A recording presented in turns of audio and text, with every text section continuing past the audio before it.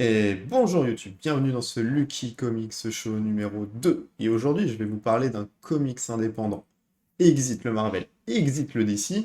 Non, aujourd'hui, c'est de l'indépendant, et pas n'importe lequel, puisque c'est un indépendant qui vient de sortir en France, édité par Panini Comics. J'ai bien sûr nommé The Resistance. Et ouais, c'est de ça qu'on va parler. C'est écrit par John Michael Straczynski. Bon courage pour prononcer son nom sans avoir une patate chaude dans la bouche. Et dessiné par Mike Deodato Jr. Les deux se sont déjà connus en ayant travaillé chez Marvel Comics aux États-Unis sur le run de Amazing Spider-Man. C'est pas n'importe quel run puisqu'il s'agit de l'un des meilleurs runs de Spider-Man à l'heure actuelle. Petite histoire du comics, The Resistance est sorti en mars 2020 aux États-Unis. Retenez bien cette date de mars 2020 parce que ça va avoir une importance concernant l'intrigue du comics. A Web Shot a été créé par Alex Alonso et Bill Jemas afin de donner légitimité, argent aux petits acteurs et les petits artisans du monde du comics. Parce que souvent, les grosses entreprises comme Marvel, DC et je ne cite que, ont tendance à prendre un peu plus de pourcentage que les petits labels indépendants. Du coup, ça leur donne une meilleure légitimité. Et surtout, ça va leur donner aussi une visibilité que n'aurait pas pu leur donner Marvel ou DC. Aux États-Unis, il est sorti en 6 petits volumes, comme on connaît les volumes américains. En France, c'est Panini Comics qui vient de l'éditer. Il est sorti en mars 2021 dans une édition cartonnée, comme j'ai pu vous le montrer plus tôt, dans une édition de base. Comme vous pouvez le voir, la taille du comics est totalement normale. Donc ça tient dans n'importe quelle bibliothèque, hein, contrairement au magnéto que je vous avais montré lors de la dernière vidéo. On aura droit donc à des petits sketchbooks qui n'ont pas été coloriés et bien sûr les différentes cover variantes à la fin de l'ouvrage. Maintenant, passons à l'histoire de The Resistance. The Resistance nous conte l'histoire d'un monde qui se retrouve décimé après une pandémie et d'un virus qui tue 95% de la population humaine en modifiant directement l'ADN et qui fait mourir dans d'atroces souffrances les porteurs du virus. Si vous êtes bon en maths, vous avez compris que 5% de la population survit, mais on ne sait pas encore quels sont les dégâts que cela entraîne. On ne sait pas s'ils vont avoir des séquelles à long terme, si simplement ils ont été immunisés et dans ces cas-là, c'est juste des super warriors, ou si, bien entendu, comme on est dans un comics qui va parler de super-héros, ils vont avoir des modifications génétiques qui vont leur donner des super-pouvoirs. Bien sûr, la dernière proposition est la bonne. Bien sûr, tous les survivants ne vont pas avoir de super-pouvoirs, mais seulement une petite partie. Mais du jour au lendemain, le virus disparaît, sans que personne ne sache comment. D'ailleurs, la population ne sait pas non plus d'où vient l'origine du virus. Le gouvernement a tout caché. Bien sûr, c'est des gouvernements, ils sont là pour mentir, ils sont là pour éviter l'angoisse de la population.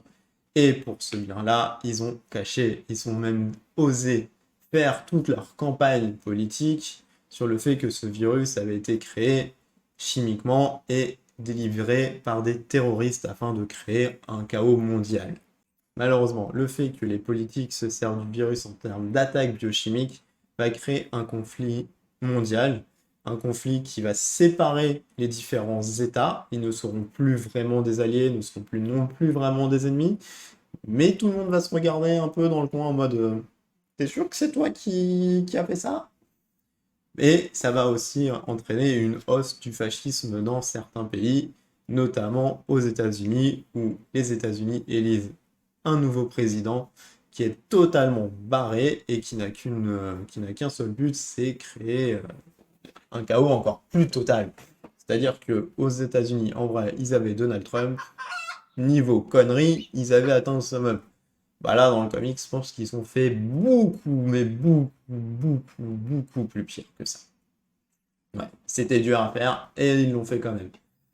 Et comme je vous ai dit un peu plus tôt dans la vidéo, certaines personnes, des survivants, ont des super pouvoirs. Mais ces super pouvoirs font peur au monde politique et vont essayer de les contrôler en leur donnant un permis de super pouvoir qui va être entre les mains d'entreprises privées, qui va contrôler et vérifier l'identité de chaque personne se recensant avec des super pouvoirs.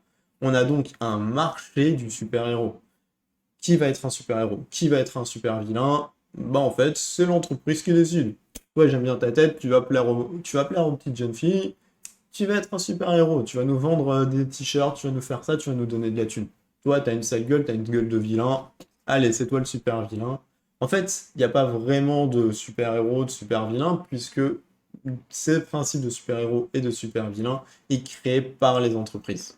Malheureusement, pour les entreprises et pour le gouvernement, toutes les personnes ayant des super-pouvoirs ne sont pas d'accord de se retrouver en mode attaché avec une laisse sans pouvoir utiliser leur pouvoir quand ils le veulent pour sauver des gens. C'est une petite poche de vrais super-héros, même s'ils ne s'appelleront pas comme ça, qui vont tenter de renverser l'ordre mondial qui a été mis en place par les entreprises et par les gouvernements. Cette petite poche s'appelle les résistants. La résistance, le nom du comics, le lien est fait, vous savez maintenant pourquoi le comics s'appelle comme ça. Et du coup, l'histoire de ce comics va suivre cette petite poche de vrais super-héros, en tout cas, qui va tenter le tout pour essayer de renverser un petit peu la vapeur dans ce nouvel ordre mondial et redonner une chance à l'humanité de rester en vie et pas non plus juste une question de fascisme. Malheureusement, la fin du comics n'est pas forcément celle qu'on aurait attendue. Bien sûr, je ne spoilerai pas, mais sachez que ça finit pas forcément toujours bien dans les histoires. C'est tout. Maintenant, passons à la dernière partie de cette vidéo qui est mon avis personnel sur ce comics. C'est un comics qui mêle le monde du super-héros, dont Straczynski a la connaissance, puisqu'il a travaillé chez Marvel, en prenant des références dans différents mondes et univers du comics. La première référence, c'est pour The Boys. Les entreprises qui gèrent des super-héros, qui créent les héros, qui créent les vilains, qui créent l'offre et qui créent la demande. Bah c'est du The Boys tout craché. Certes, The Boys est beaucoup plus trash que The Resistance, mais sur son même principe. Bien sûr, The Resistance va beaucoup moins parler de ce côté entreprise. Mais la référence est là. Deuxième référence, les X-Men, on part dans le monde de Marvel avec la modification des gènes qui donne les super pouvoirs. On l'a tous vu, hein, les mutants sont devenus des mutants parce que les gènes ont muté. Bah, c'est la même chose dans The Resistance. The Resistance n'est pas qu'un monde de super-héros, puisque le thème politique est également très présent, puisqu'on va avoir la manipulation, la corruption et les extrémisations de certains partis politiques. Puis, bien entendu, le rapprochement se fait assez vite entre le Covid-19 et le comics, puisque, bien sûr, beaucoup de choses qui se passent dans le comics se sont passées un peu différemment dans le monde réel. Donc, forcément, le rapprochement est fait assez vite. Maintenant, passons aux dessins. Les dessins sont très importants dans un comics ou dans une bande dessinée, puisque ce sont eux qui nous font traverser le comics à l'aide du scénario, mais qui vont nous faire comprendre certaines choses. Parfois, on n'a pas besoin d'avoir une phrase pour comprendre que le personnage est en colère, qu'il est triste, qu'il vient de se passer quelque chose d'horrible. Le dessin peut nous le faire passer. Mike Deodato Jr. est un bon dessinateur, mais dans ce comics-là, il ne faut pas vous attendre à avoir des traits parfaits, des personnages beaux, des grands blonds aux yeux bleus, bien coiffés. Non, rappelez-vous, nous sommes dans un monde post-apocalyptique, et dans un monde post-apo, bah, parfois les choses sont plus dures que ce qu'on le croit. Donc Mike Deodato Jr. n'assure pas forcément toujours les traits. Les traits sont très durcis, sont très sévères pour une bonne majorité de tous les personnages présents dans ce comics. Très peu de douceur, très peu de couleurs claires, de couleurs vives, sauf pour quelques moments clés, histoire de vous dire, là, ça, c'est important, il faut que ça marque. Sinon, le thème est beaucoup plus sombre, généralement, dans ce comics. En conclusion, j'ai adoré ce comics parce que le mélange des deux univers donne une superbe décoction, pleine de saveurs et une envie de reviens-y.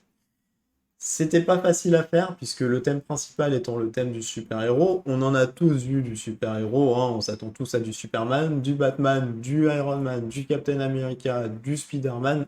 Bah non, Ce n'est pas du super-héros comme ça. Ce n'est pas non plus de l'anti-héros comme a pu le faire The Boys. C'est du super-héros réaliste. C'est-à-dire des super-héros qui sont un peu dans la tourmente, qui vont tenter de se libérer également d'un joug des entreprises qui essayent de les contrôler.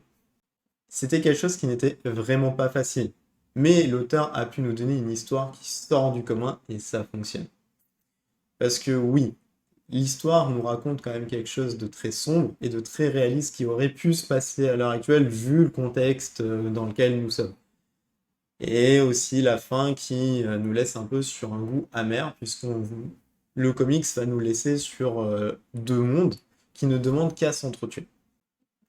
Deuxième raison pour laquelle j'ai adoré ce comics, et c'est une raison beaucoup plus réaliste puisqu'elle est plus ancrée dans cette réalité, que avec le contexte du Covid-19, malheureusement, certaines choses qui se sont passées dans le comics résonnent assez bizarrement puisque on revoit aussi une réouverture des frontières, des pays qui se sentent un petit peu chacun dans leur côté.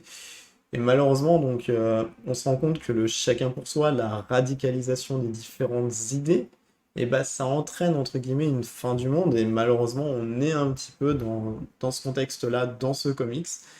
Et malheureusement, on n'en est pas très très loin dans certaines parties du monde avec ce Covid-19. Bien entendu, il n'y a pas que haine et dégoût dans ce comics, puisqu'il y a au moins quelques scènes d'amour fraternel, d'entraide qui sont très importantes. Donc voilà. En tout cas, c'est un des comics que je vous recommande pour ces plusieurs raisons que je viens de vous évoquer. Mais notamment parce que c'est un label indépendant et que pour les labels indépendants, c'est toujours bien d'avoir un peu de visibilité. Et cette visibilité-là, The Resistance leur donne. Aux États-Unis et en France, c'est Panini Comics qui leur donne cette visibilité-là. Donc, n'hésitez pas à aller l'acheter. Il coûte une vingtaine d'euros. Ça vaut le coup. C'est pas non plus un masterpiece de comics, mais c'est quelque chose que vous ne regretterez pas d'avoir lu. C'est un comics qui doit faire partie de vos bibliothèques. Moi, facilement, il rentre dans mon top 10 des comics que j'adore. Et on va s'arrêter là pour ce Lucky Comics Show numéro 2. J'espère que je vous aurai donné envie de voir ce comics. J'espère qu'il vous plaira également. Et puis, en attendant, on se retrouvera dans un Lucky Comics Show numéro 3 sur un nouveau comics. Allez, à plus les amis.